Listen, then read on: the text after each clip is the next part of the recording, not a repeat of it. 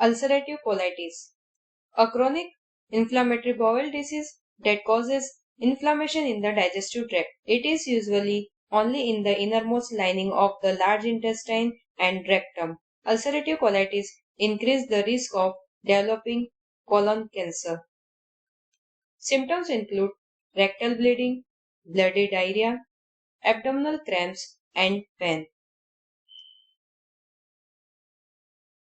Ulcerative colitis also causes skin rashes, which is known as erythema nodosum. These are tender red nodules that usually appear on the skin of legs or arm.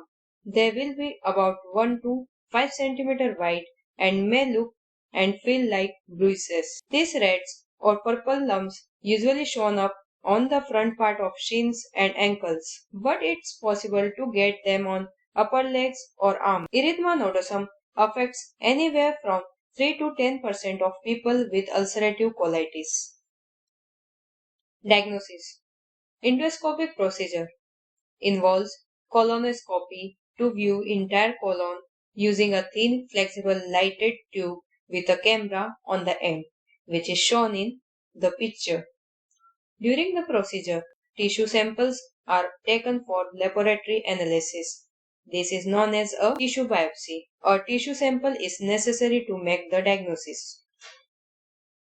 Flexible sigmoidoscopy uses a slender, flexible lighted tube to examine the rectum and sigmoid colon, that is the lower end of colon. If colon is severely inflamed, this test may be preferred instead of a full colonoscopy. Imaging procedures. X-ray. If severe symptoms present, provider may use a standard X-ray of abdominal area to rule out serious complications such as a megacolon or a perforated colon. CT scan. A CT scan of abdomen or pelvis may be performed if a complication from ulcerative colitis is suspected. A CT scan may also reveal how much of the colon is inflamed. Lab tests include blood tests to check for anemia, a condition in which there aren't enough red blood cells to carry adequate oxygen to tissues, or to check for signs of infection or inflammation. Stool studies. White blood cells or certain proteins in stool can indicate ulcerative colitis. The main aims of treatment are to reduce symptoms, known as inducing remission, which is a period without symptoms, and also to maintain remission. This usually involves taking various types of medicine, although surgery may sometimes be an option.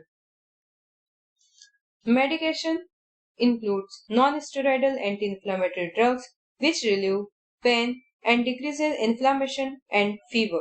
Antibiotics which stops the growth or kills bacteria. Anti-inflammatory drugs which prevent or counteracts swelling, inflammation in joints and tissues. Immunosuppressive drug which reduces immune response.